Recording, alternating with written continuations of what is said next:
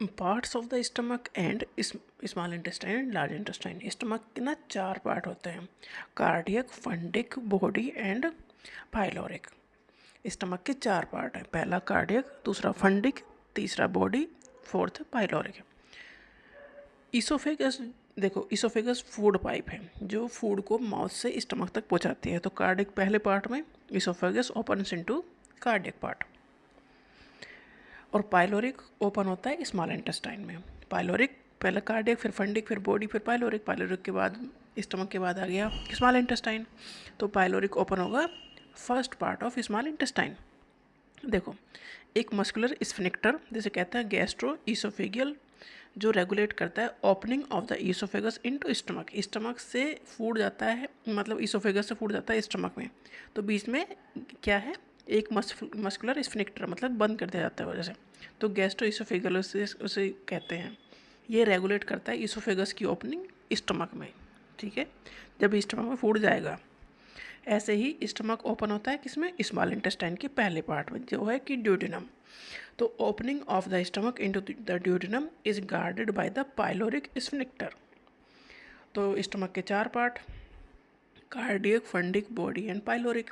Cardiac में open होता है कौन, ईसोफेगस, फूड लेके आता है कार्डियक पार्ट में, और पाइलोरिक से फूड जाता है, डाइजेस्टेड फूड जो जाता है वो जाता है स्मॉल इंटेस्टाइन के पहले पार्ट में, जो कि है duodenum. Small intestine, duodenum, jejunum, ileum, ये 3 पार्ट है स्मॉल इंटेस्टाइन के, duodenum, jejunum and ilium.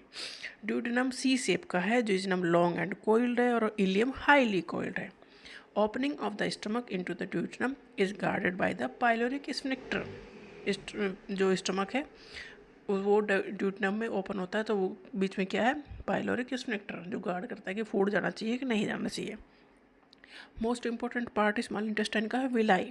Villi मतलब small finger like folding structure है, जिससे कि जो फूड डाइजेस्ट हो चुका है स्मॉल इंटेस्टाइन में वो एब्जॉर्ब किया जाता है। तो विलाई सरफेस एरिया बढ़ाते हैं जिससे कि ज़्यादा फूड एब्जॉर्ब कर हो सके। These modification increase the surface area enormously finger like structure small intestine में, जिससे कि फूड ज़्यादा एब्जॉर्ब हो। Ileum open into large intestine, 3 part हैं स्मॉल इंटेस्टाइन का, ड्यूडेनम, जिजिनम, इलियम। तो इलियम कहाँ खुलेगा, लार्ज इंटेस्टाइन में। लार्ज इंटेस्टाइन का पार्ट है caecum, colon and rectum. Caecum, देखो स्मॉल इंटेस्टाइन में फूड, मैक्सिमम फूड डाइजेस्ट हो चुका और एब्जॉर्ब हो चुका, स्मॉल इंटेस्टाइन में सारे काम हो चुका, लार्ज इंटेस्टाइन में कुछ काम की चीज़ ज़्यादा बचती नहीं है। तो सीकम, कोलन, रेक्टम इसके पार्ट है लार्ज इंटेस्टाइन के। Caecum small blind sac which host some symbiotic micro organism in narrow finger-like tubular projections that vermiform appendix which is vestigial organ arise from the cecum। ये काफ़ी important question है। तो वर्मिफॉर्म appendix कहाँ पर है, caecum में। Vestigial मतलब अब ये लुप्त हो चुका है, इसका कोई काम नहीं है, पहले होता था, ठीक है। तो वर्मिफॉर्म अपेंडिक्स एक वेस्टिजियल ऑर्गन है, मतलब वो ख़त्म हो चुका है इसका काम, तो अब ये वेस्टिजियल ऐसे निकाला जा सकता है। ये होता है ना, अपेंडिक्स का दर्द हो रहा है तो इसमें फूड चला गया, इन्फेक्शन हो गया, तो इसमें होता है। तो वर्मिफॉर्म अपेंडिक्स का कोई रोल नहीं है, अब ये वेस्टिजियल ऑर्गन है, इसे निकाल लेंगे तो कोई फ़र्क पड़ता नहीं है, ये सीकम में ही से ही अराइज होता है। तो सीकम लार्ज इंटेस्टाइन का पहला पार्ट है, इसमें सिम्बायोटिक माइक्रो ऑर्गेनिज्म है। कोलन, सीकम के बाद कोलन है, इस कोलन के 4 पार्ट हैं, ascending, transverse, descending and sigmoid colon. फिर रेक्टम, रेक्टम ओपन होता है थ्रू द एनस। तो लार्ज इंटेस्टाइन में कुछ काम की चीज़ ज़्यादा बचती नहीं है, स्मॉल इंटेस्टाइन में सारा फूड डाइजेस्ट हो चुका होता है और रीअब्जॉर्ब कर लिया जाता है। लार्ज इंटेस्टाइन में कुछ खास चीज़ बचती नहीं है, वाटर ही बचता है, जो लेना होता है ले लेते हैं, नहीं तो फिर जो वेस्ट है उसे बॉडी से बाहर निकाल दिया जाता है। तो यही पार्ट है स्टमक और इंटेस्टाइन के।